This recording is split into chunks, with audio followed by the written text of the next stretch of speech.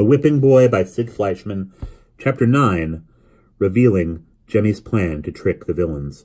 Hold-Your-Nose Billy popped a clove of garlic into his mouth, ground it between his yellow teeth, and helped himself to a veal pie.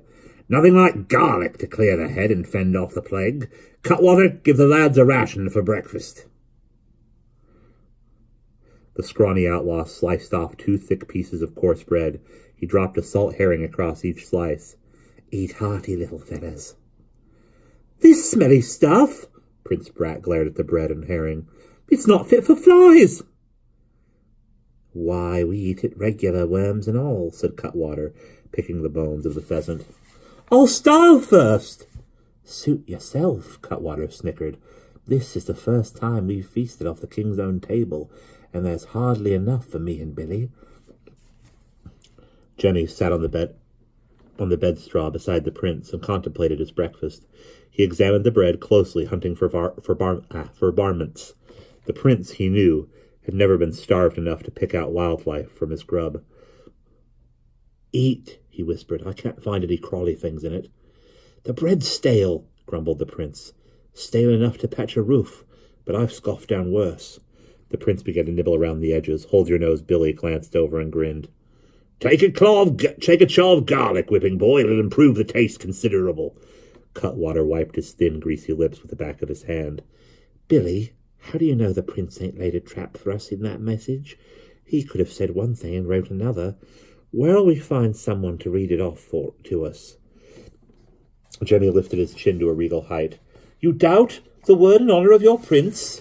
Insolent oafs! Curs, I'll have you horsewhipped."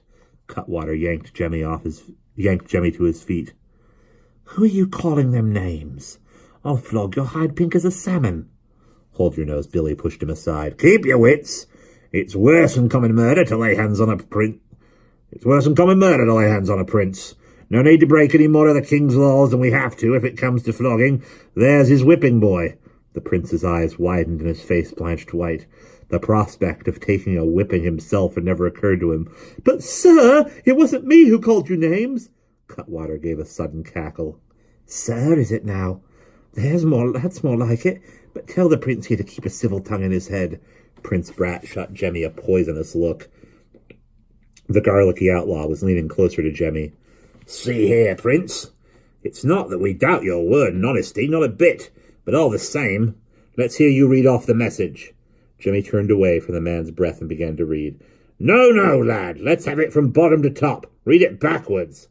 I do hope, for your Whipping Boy's sake, you don't stumble and trip. As if the real words ain't on paper, Jemmy shrugged. It says, son, obedient, your obedient son, said Hold-Your-Nose Billy. Keep at it. Jewels and gold of cart full of ransom, a demand they. They demand a ransom of a cart a full. The outlaw himself began to stumble and trip over the words. That's the ticket. Jemmy read the message through backwards, and then a second time before the hairy outlaw was satisfied. Now then, he said, all we got to do is get the message to the king without getting nabbed in the act. Simple, declared Jemmy. Send it to the castle in the hands of my Whipping Boy. And that's the end of chapter 9.